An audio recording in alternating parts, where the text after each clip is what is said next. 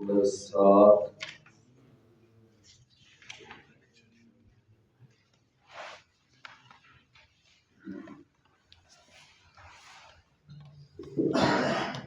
سات تا 11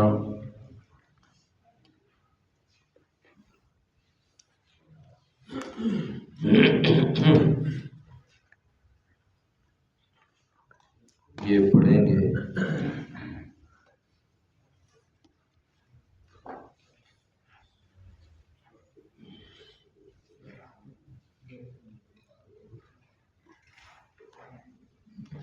اعوذ باللہ السمیع العلیم من الشیطان الرجیم من همزه ونفخه ونفثه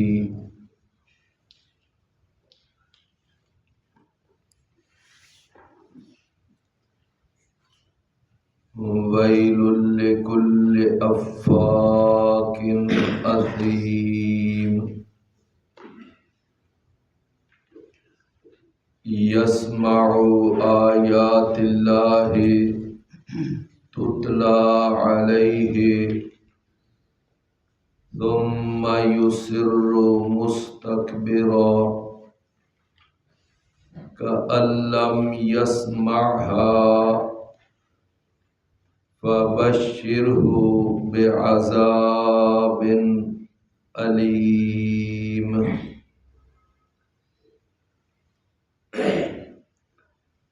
ویل لکل افاک اثیم بہت بڑی ہلاکت ہے ہر ایسے شخص کے لیے جو بہت زیادہ جھوٹ بولنے والا ہے، بہت بڑا گناہگار ہے۔ یسمع آیات اللہ، وہ سنتا ہے اللہ کی آیات کو، تتلی علیہ کہ وہ تلاوت کی جاتی ہیں اس پر، ثم یصر مستکبرا پھر وہ اڑا رہتا ہے اس حال میں کہ وہ تکبر کرنے والا ہوتا ہے، کأن لم یسمعها گویا کہ اس نے ان آیات کو سنا ہی نہیں ہے، فبشرہ بعذاب علیم تو اے نبی کریم صلی اللہ علیہ وسلم آپ خوشخبری دے دیں اس کو دردناک عذاب کی۔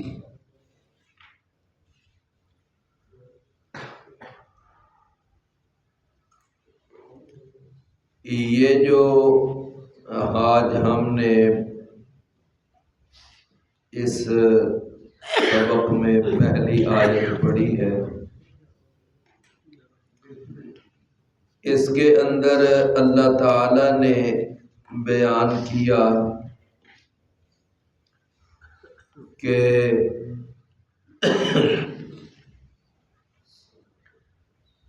بعض ایسے لوگ ہیں کہ جو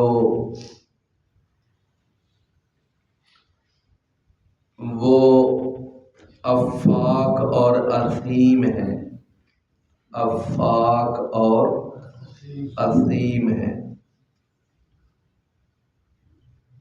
جو پچھلا ہمارا درس تھا، پچھلے درس میں اللہ تعالیٰ نے ان لوگوں کا تذکرہ کیا تھا کہ جو اللہ کی آیات پر ایمان لانے والے ہیں، اور پھر وہ اللہ تعالیٰ کی آیات پر یقین کرنے والے ہیں۔ یعنی وہ آپ ذرا دیکھیں نا پچھلے سبق میں آیت نمبر 3 اور آیت نمبر 4، اور پھر اس کے بعد آگے پھر اللہ نے فرمایا کہ آیات لقوم یعقلون، کہ آیتیں ہیں، نشانیاں ہیں ایسی قوم کے لیے کہ جو عقل سے کام لیتے ہیں۔ آگے پھر 6 نمبر آیت میں بھی فرمایا کہ فَبِأَيِّ حَدِيثٍ بَعْدَ اللَّهِ وَآيَاتِهِ يُؤْمِنُونَ، گویا کہ وہ جو رکوع کا پہلا حصہ ہے اس میں اللہ تعالیٰ نے ایسے لوگوں کا تذکرہ کیا کہ جو اللہ تعالیٰ کی آیات پر یقین بھی رکھتے ہیں، ایمان بھی لاتے ہیں، ان میں غور و فکر بھی کرتے ہیں۔ تو جب آدمی غور و فکر کرتا ہے، ایمان لاتا ہے، یقین کرتا ہے، تو وہ کسی اچھے نتیجے پہ پہنچ جاتا ہے۔ آج جو ہم رکوع کا جو دوسرا حصہ پڑھنے لگے ہیں، اس میں اللہ تعالیٰ نے یعنی ان لوگوں کے بالمقابل جو لوگ ہیں کہ جو نہ ایمان لاتے ہیں، نہ یقین کرتے ہیں، نہ غور و فکر سے کام لیتے ہیں، اللہ تعالیٰ نے یعنی ان کا تذکرہ کیا ہے۔ یہ جو لفظ ہے نا ویلن کا قرآن مجید میں کئی جگہ پر لفظ یہ مستعمل ہوا ہے، اور اس کا معنی ہے یعنی ایک اس کا معنی جو عام طور پر قرآن مجید کے تراجم میں ملتا ہے وہ ہے کہ بہت بڑی ہلاکت ہے۔ علماء نے یہ بات لکھی ہے کہ یہ جو ویلن پر جو تنوین ہے، یہ تنوین یہ تعظیم کا معنی دیتی ہے، جس کا معنی کیا ہے؟ بہت بڑی ہلاکت۔ تو ایک معنی تو یہ ہے، اور بعض ترجمے والوں نے اور تفسیر والوں نے ایک اس کا معنی یہ بھی کیا ہے کہ ویلن یہ جہنم کے اندر ایک وادی کا نام ہے، لیکن وہ جس حدیث کے حوالے سے بات کرتے ہیں وہ حدیث وہ محدثین کے ہاں وہ صحت کے درجے کو نہیں پہنچتے،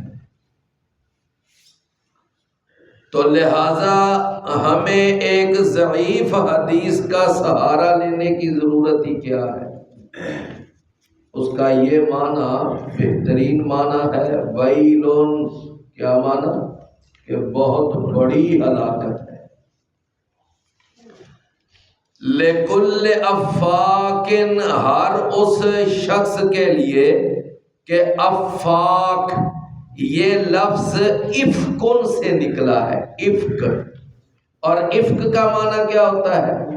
یعنی بہت بڑا گھڑا ہوا جھوٹ، جیسا کہ قرآن مجید میں ہماری اماں جان سیدہ عائشہ صدیقہ طیبہ و طاہرہ فقیہہ و زکیہ صدیقہ کائنات مادر ملت ام المومنین ناموس مصطفیٰ، ان کے حوالے سے وہ جو سورہ النور میں واقعہ نہیں آتا تہمت کا، تو اس واقعہ کے بارے میں اللہ تعالیٰ نے فرمایا والذین جاءوا بالافک عصبۃ منکم، کہ وہ لوگ جو اتنا بڑا جھوٹ گھڑ گئے وہ لے کر آئے، وہ تم میں سے ہی ایک گروہ ہے، یعنی کلمہ پڑھنے والے وہ لوگ ہیں، عبداللہ بن ابی اینڈ کمپنی، انہوں نے یہ جھوٹ گڑا تھا۔ تو افک کا معنی کیا ہوتا ہے کہ گڑا ہوا بہت بڑا جھوٹ۔ تو اب آگے لفظ آ گیا افاق، یہ اسی افک سے ہی یہ لفظ اس میں مبالغہ کا صیغہ ہے۔ اس کا معنی ہے کہ بہت بڑا جھوٹ گھڑنے والا شخص، بہت بڑا جھوٹ گھڑنے والا شخص، افاق مبالغہ۔ جیسے ایک لفظ ہے نا جابر، تو ایک لفظ ہے جبار، دونوں میں کیا فرق ہے؟ جابر کا معنی جبر کرنے والا، جبار کا معنی بہت زیادہ جبر کرنے والا۔ تو بالکل اسی طرح افاق کا معنی کیا ہے کہ بہت بڑا جھوٹ گھڑنے والا شخص۔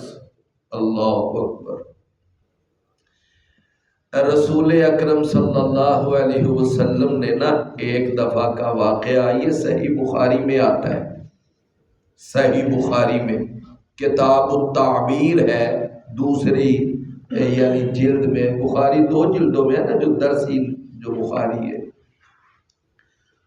تو کتاب التعبیر کے اندر یہ یعنی حدیث موجود ہے کہ رسول اللہ صلی اللہ علیہ وسلم نے ایک موقع پر فجر کی نماز سے سلام پھیر کر تو اپنے سامنے بیٹھے اپنے صحابہ کرام سے آپ نے پوچھا کہ کسی کو کوئی خواب وغیرہ آیا ہو تو وہ بتائے۔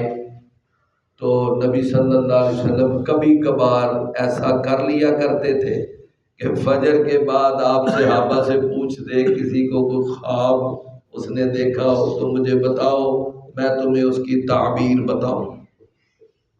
تو کوئی صحابی کوئی اپنا خواب بتا دیتا تو نبی صلی اللہ علیہ وسلم اس کی تعبیر بتا دیتے تھے۔ تو ایک موقع پر آپ نے اسی طرح سوال کیا تو کوئی صحابی نہیں بولا، کسی نے بھی اپنا کوئی خواب نہیں بیان کیا۔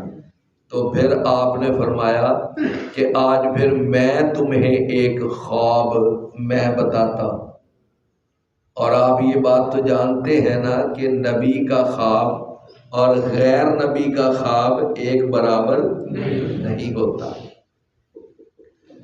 نبی کا جو خواب ہوتا ہے وہ اللہ کی طرف سے باقاعدہ وحی کا درجہ رکھتا ہے۔ اور کیوں وحی کا درجہ رکھتا ہے؟ اس لیے کہ نبی جب سوتا ہے تو صرف اس کی آنکھیں سوتی ہیں، دل اس کا جاگتا ہے، اور وحی کا نزول کس پہ ہوتا ہے؟ دل پہ نزول ہوتا ہے۔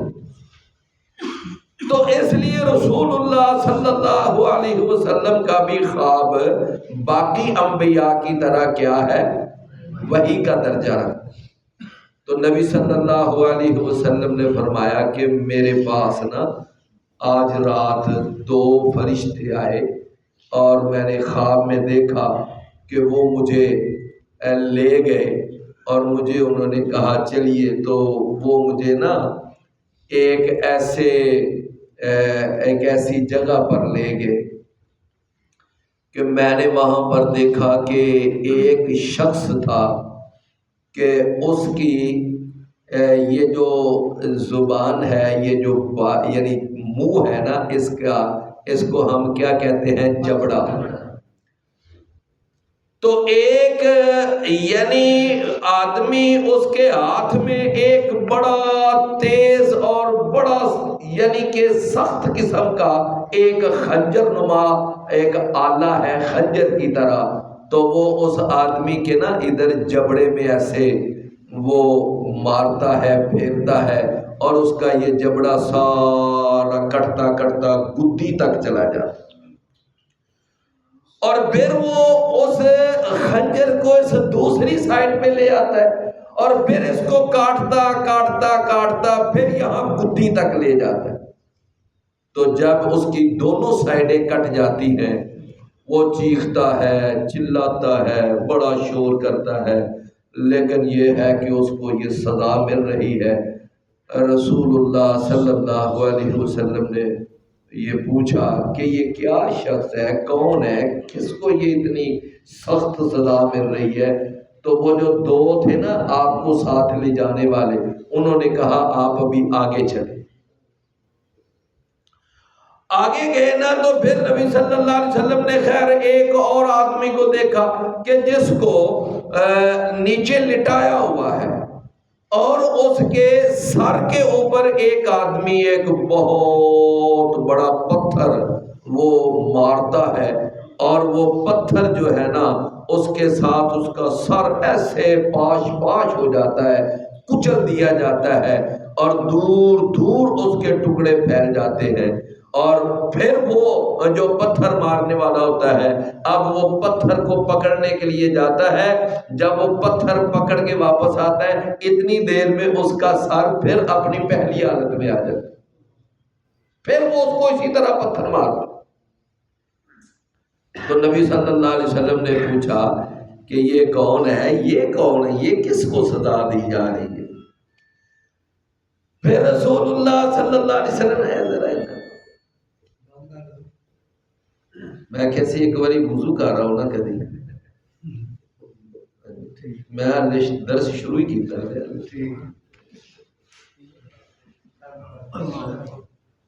اچھا فرماتے ہیں کہ پھر میں نے نا مجھے اس کے بارے میں نا کلیئر نہیں کیا گیا، کہا آپ آگے چلے۔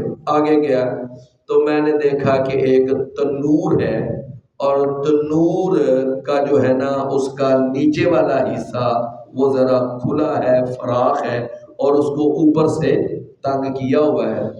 تو اس کے اندر میں نے دیکھا کہ کچھ مرد ہیں، کچھ عورتیں ہیں، اور وہ بالکل ننگے بے لباس۔ تو نیچے سے جب ایسے آگ بھڑکتی ہے نا تو آگ کا جب نیچے سے وہ ایک بھڑکاؤ اور شعلے جب تیز ہوتے ہیں تو وہ سارے ایسے اوپر کو آتے ہیں، اور جب عین کنارے کے قریب آ جاتے ہیں تو وہ آگ کچھ مٹھی ہو جاتی ہے، وہ پھر نیچے چلے جاتے ہیں۔ تو رسول اللہ صلی اللہ علیہ وسلم کو خیر اور بھی آگے کچھ مناظر دکھائے گے، حدیث ذرا لمبی ہے، میں بس اب تینوں باتوں کے بارے میں بتا دیتا ہوں، یہ جو تین باتیں میں نے آپ کے سامنے۔ تو جب رسول اللہ صلی اللہ علیہ وسلم کو وہ سارا خواب ہو گیا نا، وہ سارے مناظر جتنے دکھانے تھے دکھا دیے، تو پھر جب ان دونوں نے یعنی وہ تعبیر بتائی نا، ان کی وجہ بتائی، کہا کہ وہ جو پہلا شخص تھا نا کہ جس کے جبڑوں کو خنجر کے ساتھ کاٹا جا رہا تھا، یہ بہت بڑا جھوٹا انسان تھا۔ کون تھا؟ افاق، یعنی یہ وہ شخص تھا کہ جو اپنے ڈرائنگ روم میں بیٹھ کر جھوٹ گڑتا تھا اور جھوٹ بناتا تھا، اور پھر وہ جھوٹ اس کا آگے کتابوں میں چھپ جاتا اور وائرل ہو جاتا اور دنیا کے تمام کناروں پہ چلا جاتا، دور دور تک اس کا جھوٹ پھیل جاتا۔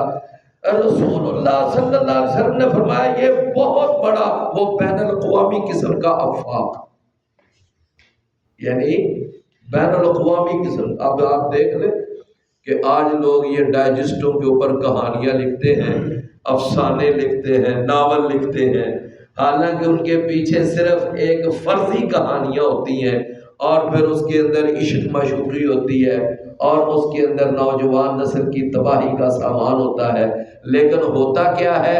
کوئی پیچھے حقیقت نہیں ہے، وہ ساری، لیکن آگے وہ ناول چھپ رہے ہیں، افسانے چھپ رہے ہیں، اور وہ پھر ڈائجسٹ چھپ رہے ہیں، اور وہ کونے کونے میں پہنچ رہے ہیں۔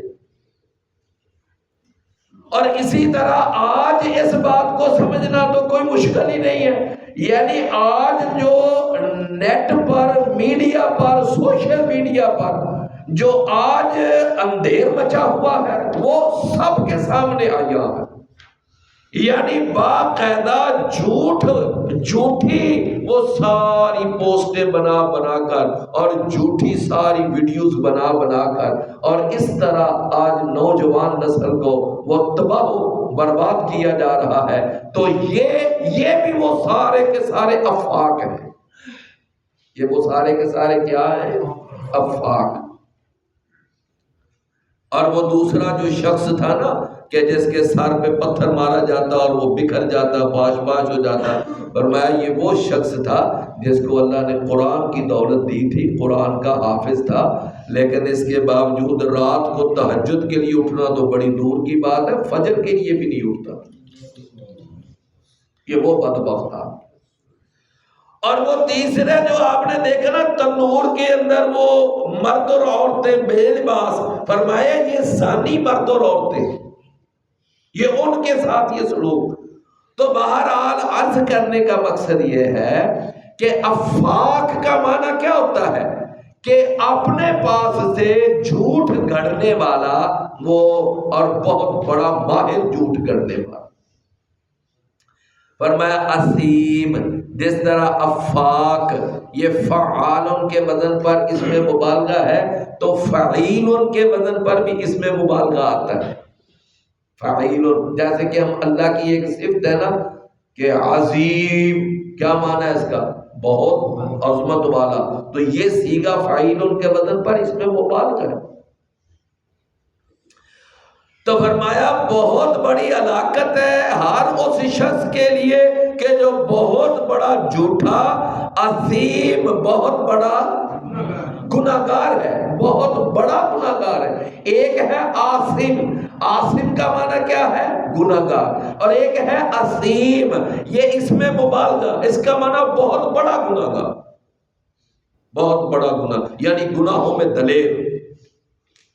فرمایا یسمع آیات اللہ، وہ سنتا ہے اللہ کی آیتوں کو، تتلا علیہ، کہ وہ آیتیں اس پر تلاوت کی جاتی ہیں۔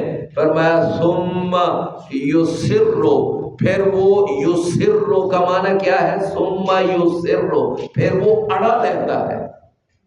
آپ نے ایک لفظ سنا نا اصرار، ایک اصرار ہوتا ہے سین کے ساتھ، اس کا معنی چھپانا ہوتا ہے، جیسا کہ وہ ڈاکٹر اسرار احمد، وہ سین کے، ایک اصرار ہے سواد کے ساتھ، تو اس کا معنی کیا ہوتا ہے؟ یعنی اصرار، یعنی کسی بات پہ اڑ جانا۔ فرمایا ثم یسر مستکبرا، پھر وہ اڑا رہتا ہے، مستکبرا، اس حال میں کہ وہ تکبر کرنے والا ہوتا ہے، پھر وہ اڑا رہتا ہے اس حال میں کہ وہ تکبر کرنے والا ہوتا ہے۔ فرمایا کأن لم یسمعھا، اس کی حالت یہ ہوتی ہے کہ وہ سنی انسنی کر دیتا ہے، کہ جس طرح گویا کہ اس نے سنا ہی نہیں۔ وہ ہم کہتے ہیں نا ایک کان سے سننا دوسرے کان سے نکال دینا، وہ پیپ ہوتی ہے نا، پیپ، اوپر سے پانی ڈالتے جاؤ، تیل ڈالتے جاؤ، نیچے سے نکلتا جاتا ہے۔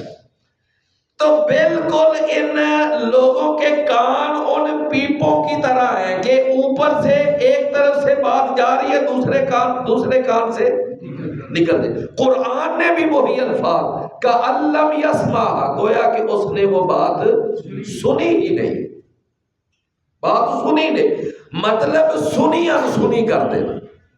فرمایا یہ ہے اس شخص کی حالت کہ وہ اڑا رہتا ہے اس حال میں کہ وہ کیا کرنے والا ہوتا ہے؟ تکبر۔ بات سمجھ آئی ہے؟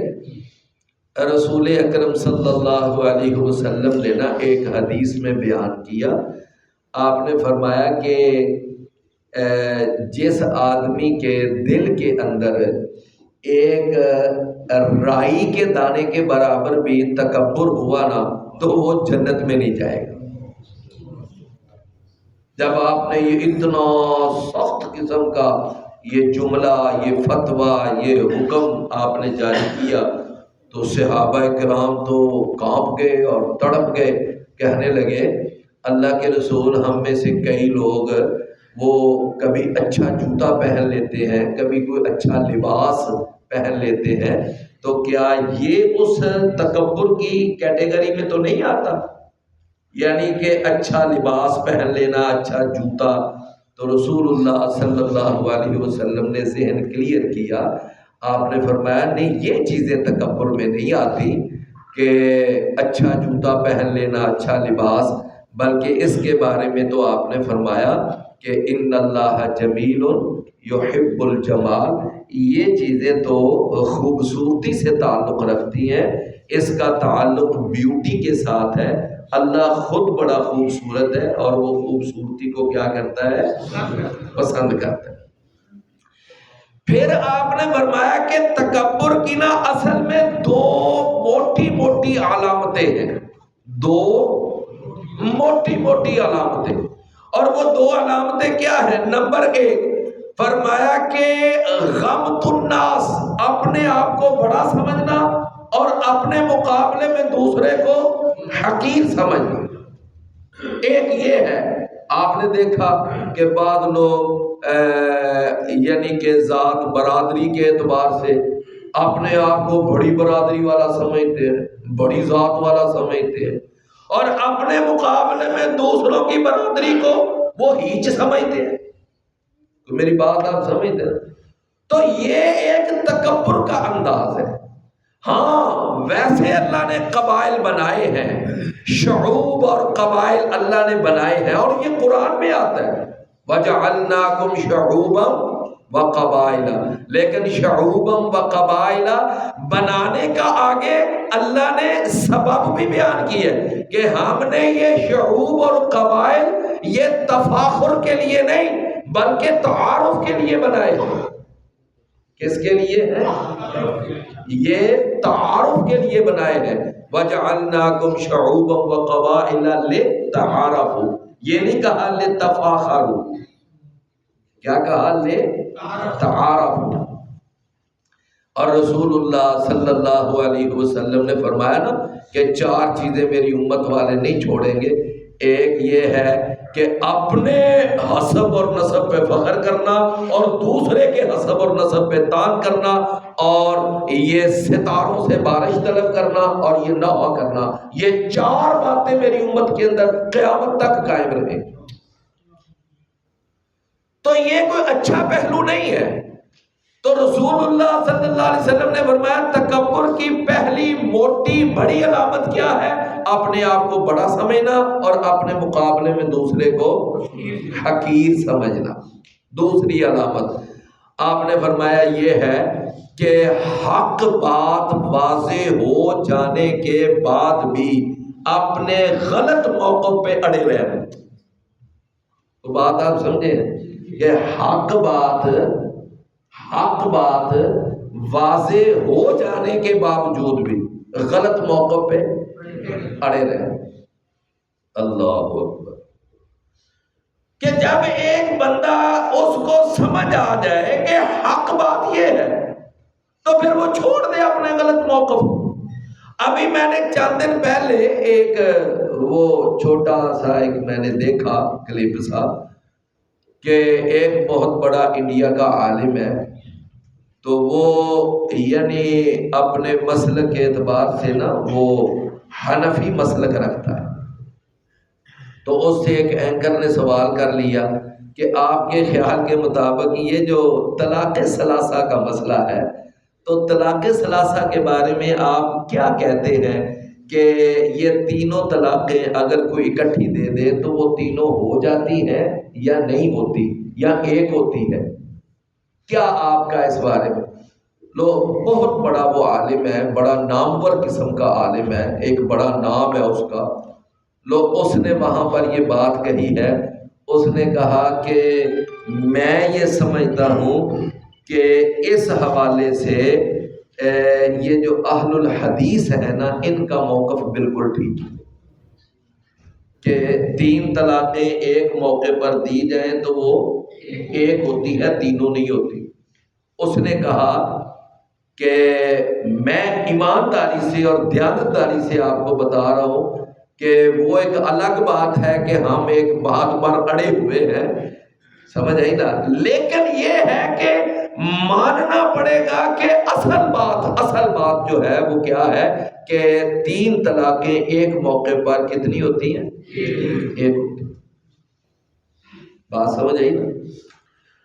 اچھا اب آپ دیکھ لیں کہ آگے رمضان آ رہا ہے، رمضان کے اندر یہ 8 اور 20 کا سلسلہ چلتا ہے نا، آپ یقین جانیں کہ 1 نہیں 2 نہیں، کئی علماء کا اعتراف موجود ہے کہ رسول اللہ صلی اللہ علیہ وسلم سے 8 ثابت ہے، لیکن اس کے باوجود وہ 20 والی ضد نہیں چھوڑنی۔ میری بات آپ سمجھ رہے ہیں نا؟ تو میں نے یہ ایک چھوٹے بچے، جب ایک بندے کو پتہ چل جائے کہ بھائی صحیح بات یہ ہے، صحیح موقف یہ ہے، تو بندہ اپنا پچھلا موقف چھوڑ دے، جو صحیح موقف ہے اس کو اپنا لے۔ یہ ہے عاجزی، یہ ہے انکساری۔ لیکن صحیح موقف کا پتہ لگنے کے باوجود انسان اپنے پہلے غلط موقف پر اڑا رہے اور ڈٹا رہے، کہے کہ نہیں جی نہیں میں نہیں مانتا۔ وہ غالب نے کہا تھا نا، غالب نے اس نے کہا تھا کہ جانتے ہیں مگر مانتے نہیں، جانتے ہیں مگر مانتے نہیں۔ آخر ضد ہے جناب شیخ عزت مآب میں، آخر ضد ہے جناب شیخ عزت مآب میں۔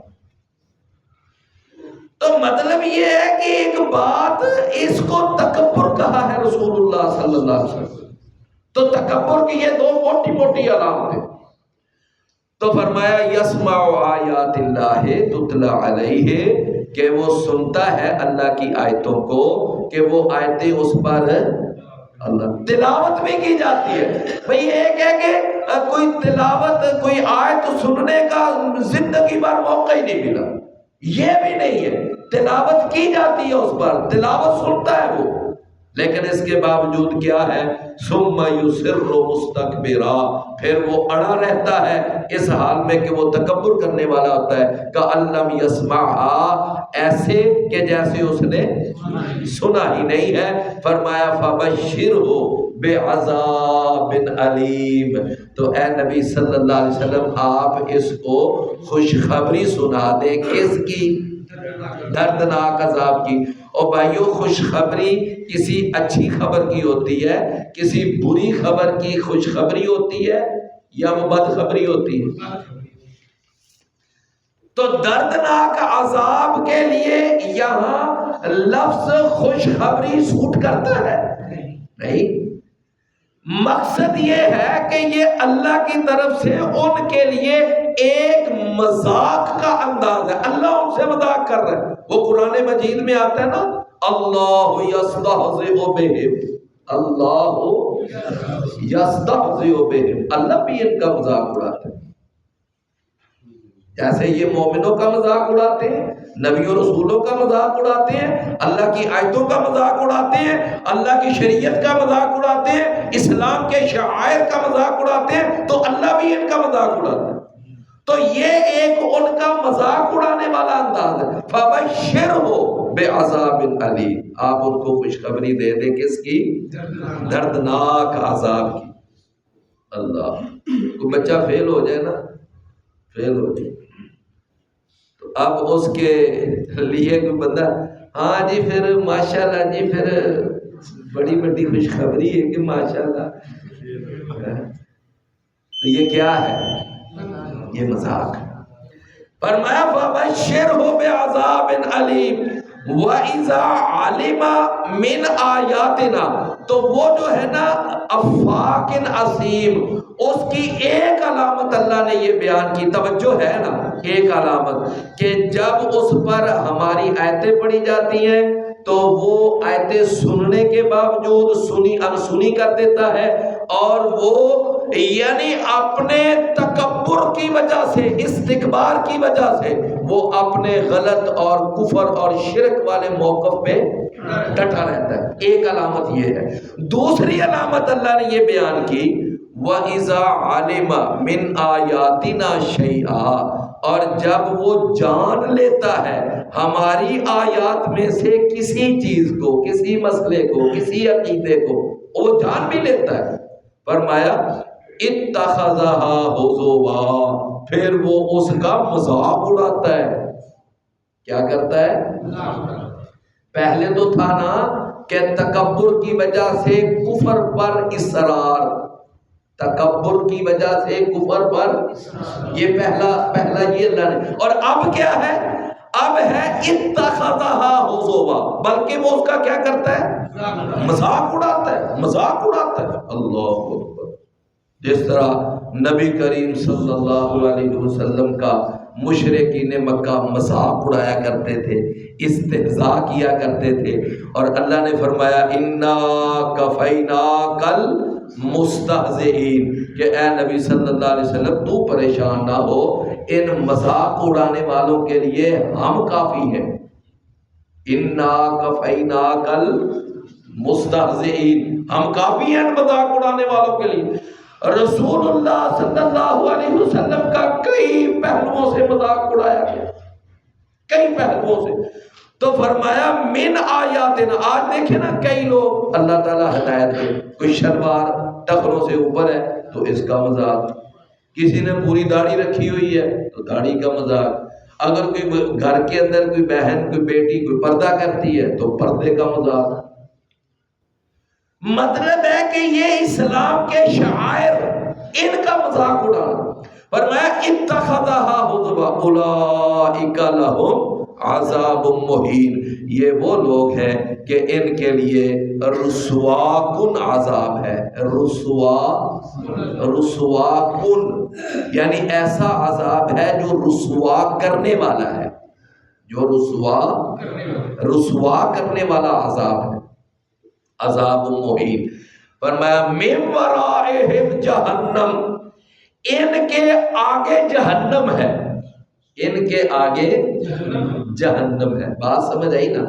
اچھا یہ جو لفظ ہے نا ورا، یہ جو لفظ ہے کیا؟ ورا، توجہ ہے نا؟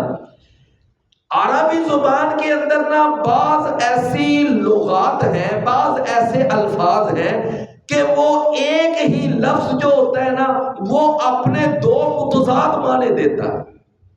کیا دیتا ہے؟ متضاد، یعنی متضاد معنی یہ ہوتا ہے کہ لفظ ایک ہے لیکن اس کا ایک معنی اور ہے، دوسرا معنی اس کے بالکل متضاد ہے۔ مثلا یہ لفظ مولا، مولا کا ایک معنی ہوتا ہے آقا، اور مولا کا ایک معنی ہوتا ہے غلام، تو یہ کیا ہو گیا؟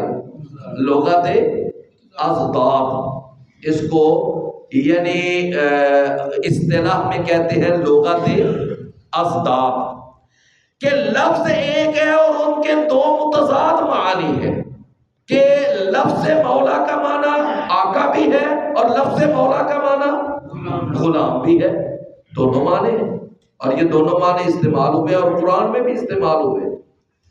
اچھا اب ایک لفظ ہے ورا، ورا کا جو لفظ ہے یہ بھی لغت اضداد میں سے ہے، اس کا ایک معنی ہے پیچھے اور ایک معنی ہے آگے، تو اس کو بھی لغت اضداد میں شامل کیا گیا۔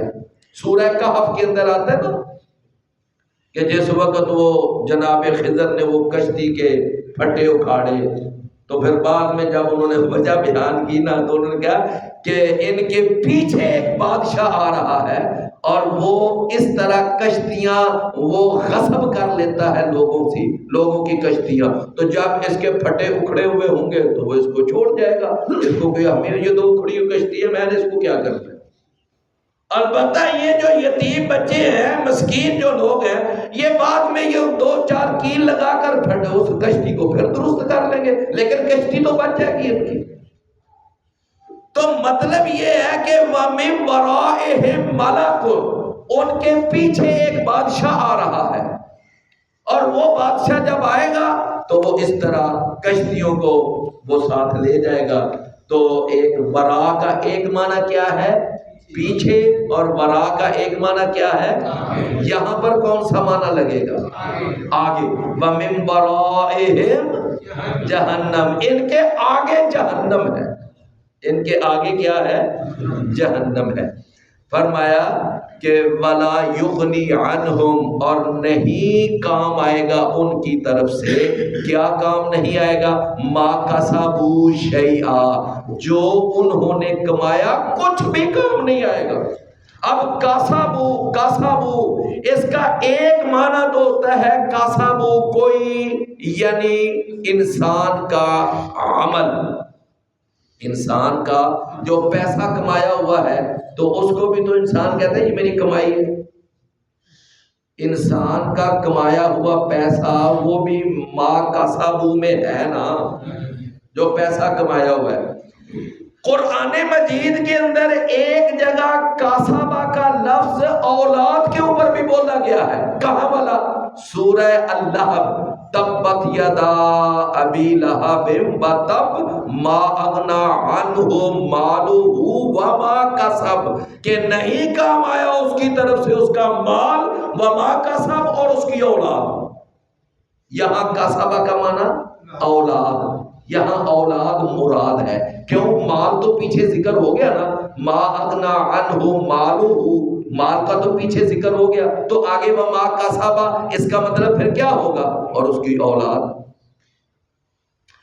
تو گویا کاسابو میں ایک تو آ گیا مال اور دوسرا آ گیا اس میں اولاد کا ذکر، اور تیسرے نمبر پر محدثین نے، اچھا آپ ذرا غور کریں کہ کافر آدمی اس کا کمایا ہوا مال کل قیامت کے دن اس کے کو کام آئے گا؟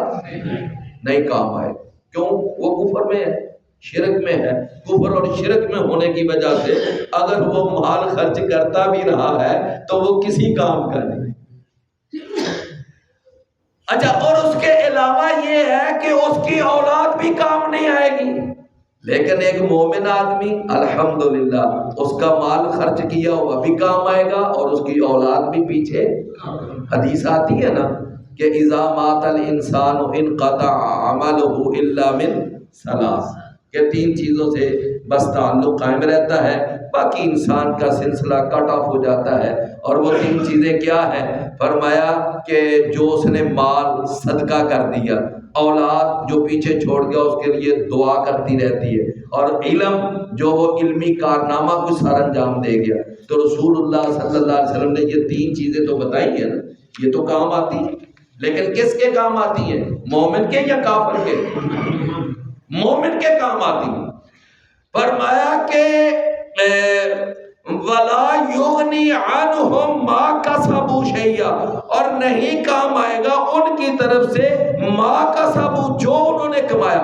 تو مَا كَسَبُوا میں سب سے پہلے آ گیا مال، دوسرے نمبر پہ آ گئی اولاد، تیسرے نمبر پر وہ اعمال بھی اس میں شامل ہیں کہ جو اعمال وہ مشرک یا کافر اپنی طرف سے نیک اعمال کے طور پر سر انجام دیتے رہے، اپنے طور پر نیک اعمال کے طور پر، میری بات آپ سمجھے نا، مثال کے طور پر کافروں نے بیت اللہ نہیں بنایا تھا، کافر حاجیوں کو پانی نہیں پلاتے تھے، ستو نہیں گول کر پلاتے تھے، مہمان خانے نہیں انہوں نے بنائے ہوئے تھے، ضیافے نہیں بنائے ہوئے تھے، بڑا کچھ کیا تھا، بڑے مہمان نواز تھے، بڑے دکھی انسانیت کے ہمدرد تھے، اور انہوں نے بڑے بڑے، عبداللہ بن جدعان مکے کا ایک سردار تھا، بہت بڑا مہمان نواز، اور بڑا ڈیرا اس کا آباد رہتا تھا، ہر وقت وہاں مسافر آتے جاتے، راتیں وہاں بسر کرتے۔ تو جب وہ مر گیا نا تو اماں جی سیدہ عائشہ نے پوچھا اللہ کے رسول وہ عبداللہ بن جدعان بھی جنت میں نہیں جائے گا؟ رسول اللہ صلی اللہ علیہ وسلم نے فرمایا کیسے جائے گا جنت میں، وہ تو ایمان ہی نہیں لائے۔ تو بات سمجھ آئی نا؟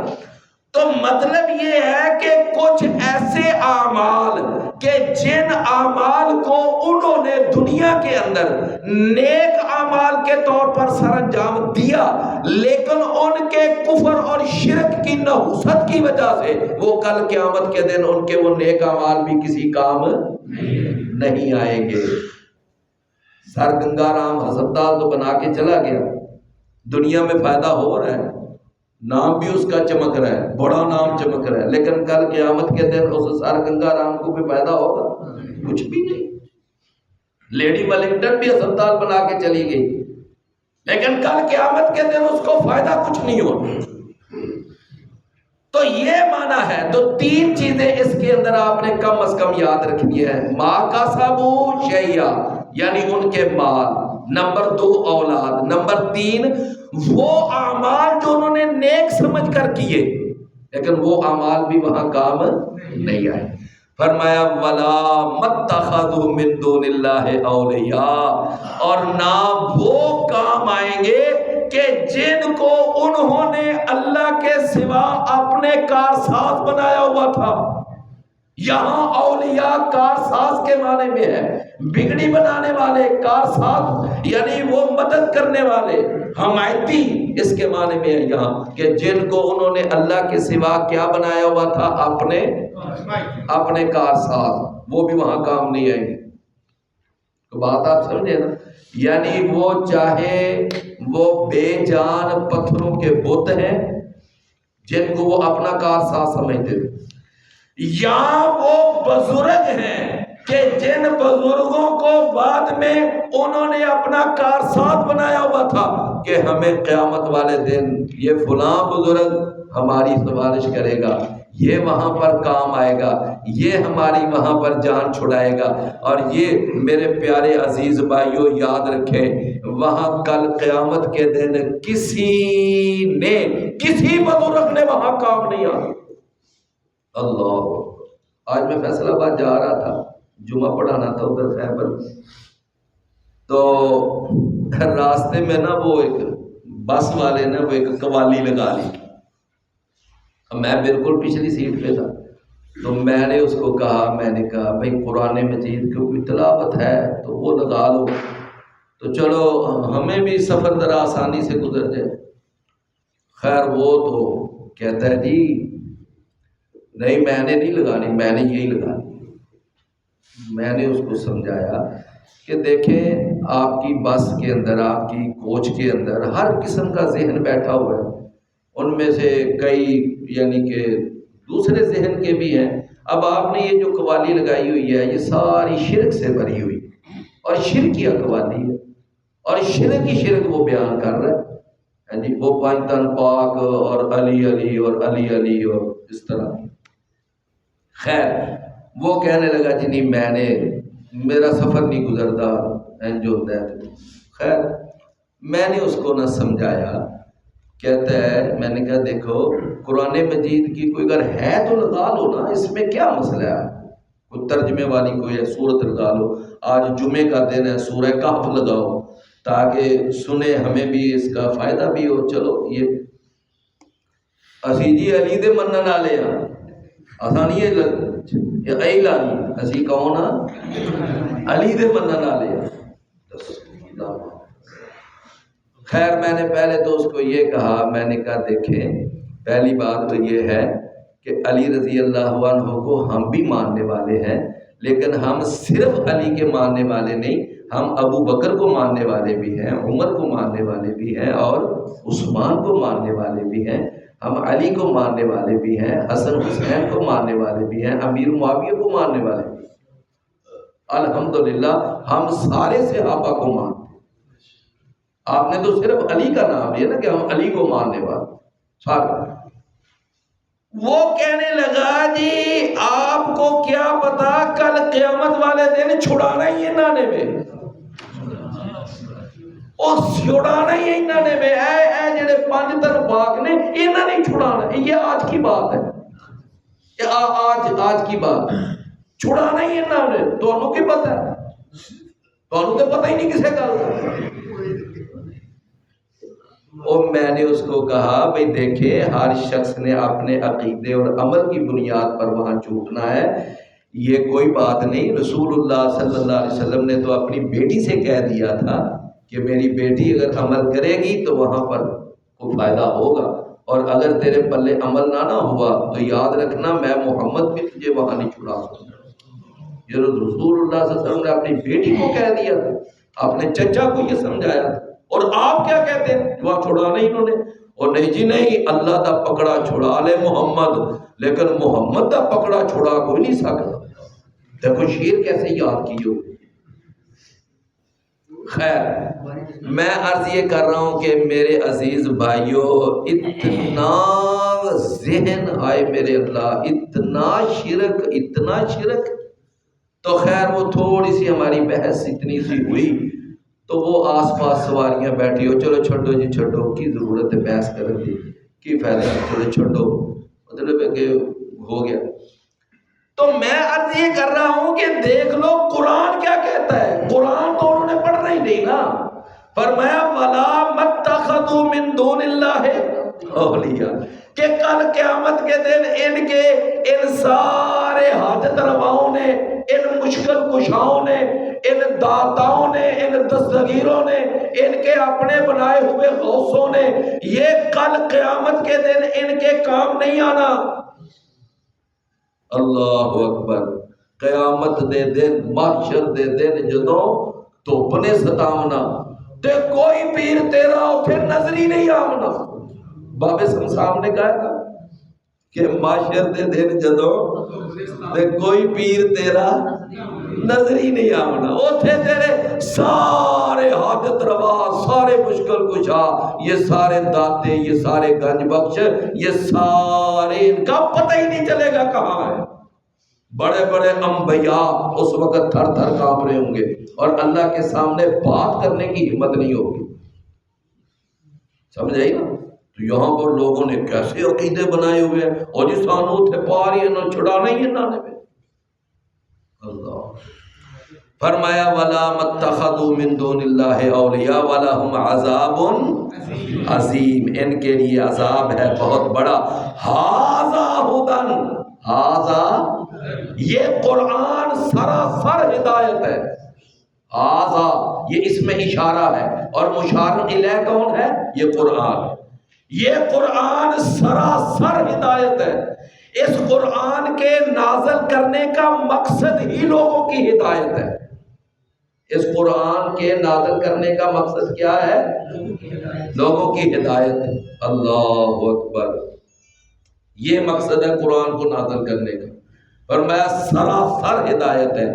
اچھا لیکن آپ یہ بتائیں کہ یہ ہدایت قرآن ان کے لیے ہوگا جو اس سے ہدایت لینا چاہے، اور اگر کوئی ہدایت لینا ہی نہ چاہے تو اس کے لیے ہدایت کا کام کرے گا؟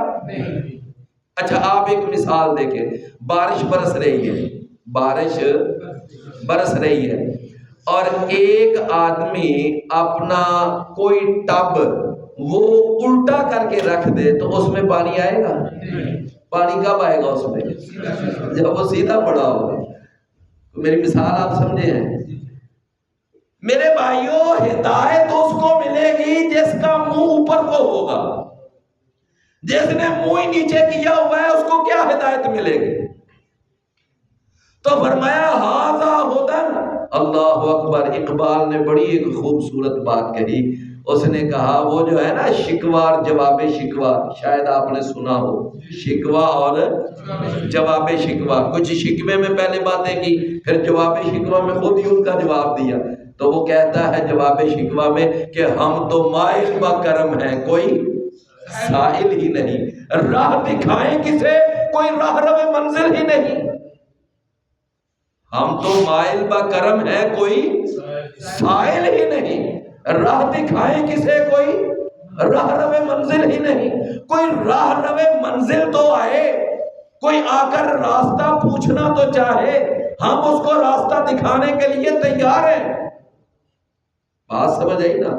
تو فرمایا ھذا ھدی، یہ سراسر ہدایت ہے۔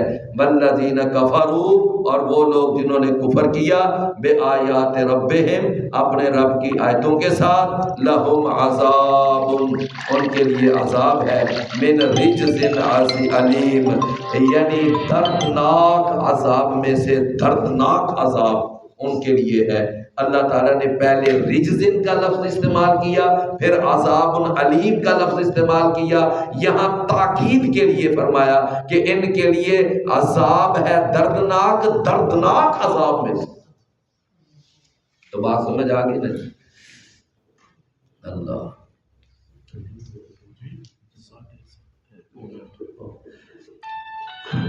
اچھا بھائی، یہ نا کوئی بات اچھا کوئی بھائی یہ آج بتا سکے گا کہ وہ میں نے سبق کے شروع میں وہ ایک آدمی کے بارے میں وہ بتایا نا جو رسول اللہ صلی اللہ علیہ وسلم کے اس کے جبڑے چیرے جا رہے تھے، تو یہ کون شخص تھا جس کے جبڑے چیرے جا رہے تھے؟ جی سکندر صاحب، ہاں بہت بڑا جھوٹ بولنے والا، بین الاقوامی جھوٹا، سمجھ آئی بات کی؟ اچھا جی، اچھا وہ آدمی جس کے سر پر پتھر مارا جاتا تھا اور سر کچلا جا رہا تھا، وہ شخص کون تھا؟ اس کی نبی صلی اللہ علیہ وسلم نے پھر کیا وضاحت فرمائی؟ جی قرآن تو پڑھا تھا لیکن اس نے عمل نہیں کیا۔ ہاں اس کو وہ تیسرا جو تنور کے اندر بے لباس مرد اور عورتیں، ان کے بارے میں رسول اللہ نے کیا وضاحت فرمائی؟ جی ہاں آج کے سبق میں ہم نے ایک بات پڑھی ہے کہ تکبر کی دو موٹی موٹی علامتیں ہیں۔ پہلی علامت کیا ہے؟ جی جی یعنی اپنے آپ کو بڑا سمجھنا، دوسروں کو جی۔ دوسری علامت کیا ہے؟ دوسری علامت جی جی جب حق بات کا پتہ چل جائے پھر بھی اس کو نہ مانا۔ ہاں اچھا یہ بتائیں کہ ایک وقت میں دی ہوئی 3 طلاقیں قرآن اور حدیث کے مطابق تینوں واقع ہو جاتی ہیں کہ ایک واقع ہوتی ہے؟ یہ چھوٹا بچہ ہاں ایک واقع ہوتی ہے۔ کیا ہوتی ہے؟ ایک ہی واقع ہوتی ہے۔ اچھا جی، آج کے سبق میں میں نے 2 لفظ بیان کیے ہیں کہ جن کو لغت ازداد کہا گیا، ان میں سے پہلا لفظ کیا تھا کہ جس کے 2 معانی ہیں اور دونوں ایک دوسرے کے متضاد ہیں؟ پہلا لفظ مولا، مولا اس کا ایک معنی کیا ہے؟ آقا، اور دوسرا ہاں جی دوسرا لفظ جی ورا، ورا کا ایک معنی کیا ہے؟ پیچھے، اور ایک معنی کیا ہے؟ آگے۔ اچھا تو جی ایک سوال ہے، ما کسبوا شیئا، اس پہ میں نے کافی ڈیٹیل بیان کی ہے۔ ما کسبوا میں نے 3 چیزیں بیان کی ہیں، ان میں سے پہلی چیز کیا مراد ہے؟ جی آپ مال، ماشاءاللہ۔ دوسری چیز کیا مراد ہے؟ جی ہاں لیکن کفر اور شرک کی حالت۔ ہاں جی تیسری چیز جی ماشاءاللہ، ہاں جی اولاد، بالکل ٹھیک ہو گیا، بالکل ٹھیک۔ اللہ جی عمل کی توفیق عطا فرمائے۔